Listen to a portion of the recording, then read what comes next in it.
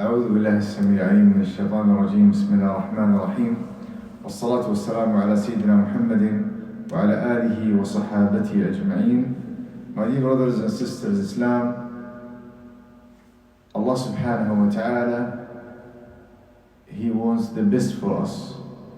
And when He revealed the Quran to our Prophet sallallahu alaihi wasallam, He ordered us about the good thing which we have to do it, and He forbade us about the bad deeds which we have to avoid doing it. So one of the common mistakes many people, they fall in these mistakes, and they feel and they think they are insignificant, and they are for them is very tiny or small, and they don't care about it, but they are so big in Allah, in the sight of Allah subhanahu wa ta'ala. One of them which you have to be aware of, that gossip, backbiting and slander. Many individuals gossip about other people, and in the process backbite and slander without even realizing. It comes out of our mouths with ease, as if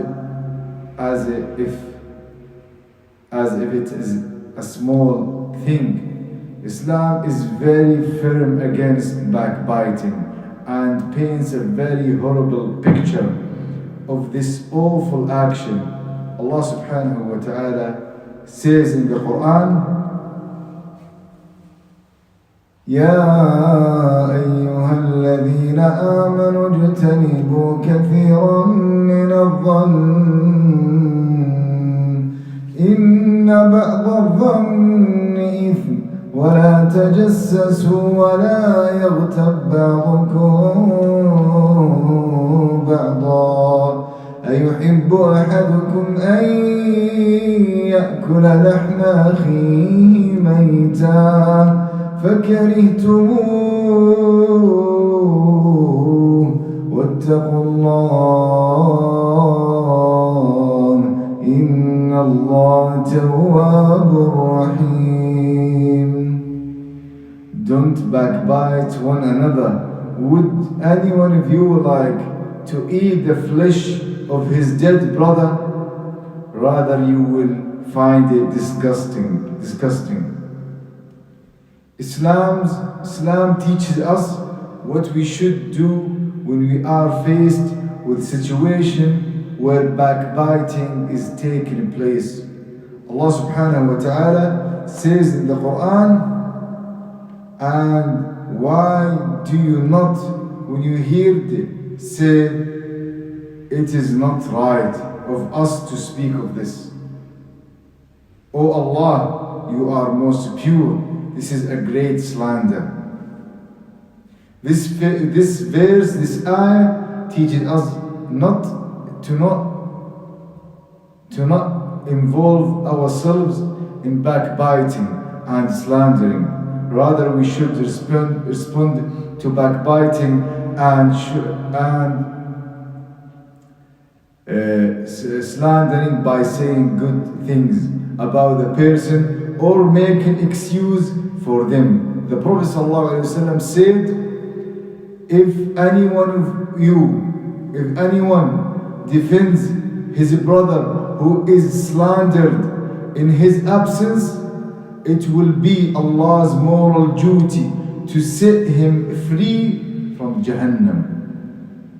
So this sins of the tongue may seem small and insignificant, but they are very serious in the sight of Allah subhanahu wa ta'ala. The sins of the tongue can lead to Jahannam. The Prophet Muhammad said, a man may be so close to paradise such that the distance between him and paradise is only an arm's length. But he speaks a word which is wrong, which Allah doesn't like, and he becomes far from it. The Prophet ﷺ also said, people are not thrown into Jahannam on their faces or noses except due to the result of their tongues. From these teachings of the Prophet ﷺ, we learn how important it is to be careful of what we say, and we have to think before any words we're gonna talk about it.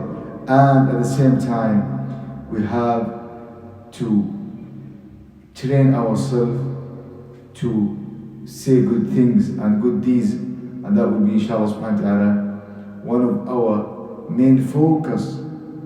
We should be our main focus in Ramadan, to not waste our fasting, our effort. Many people in Ramadan, they waste and they spoil their fasting by backbiting, by gossip, by saying something very bad. So I advise myself, my dear brothers and sisters in Islam, in this Ramadan to make Ramadan pure and clean from any of the gossip and backbiting and slander, especially in this situation when we are locked in lockdown. That great opportunity to increase our dhikr, at the same time to purify ourselves from the sins which we fall in it. Allah subhanahu wa ta'ala, may Allah protect us, and we ask Allah subhanahu wa ta'ala to accept our good deeds and to protect us from such bad things. Jazakumullah khair. Wassalamu alaikum.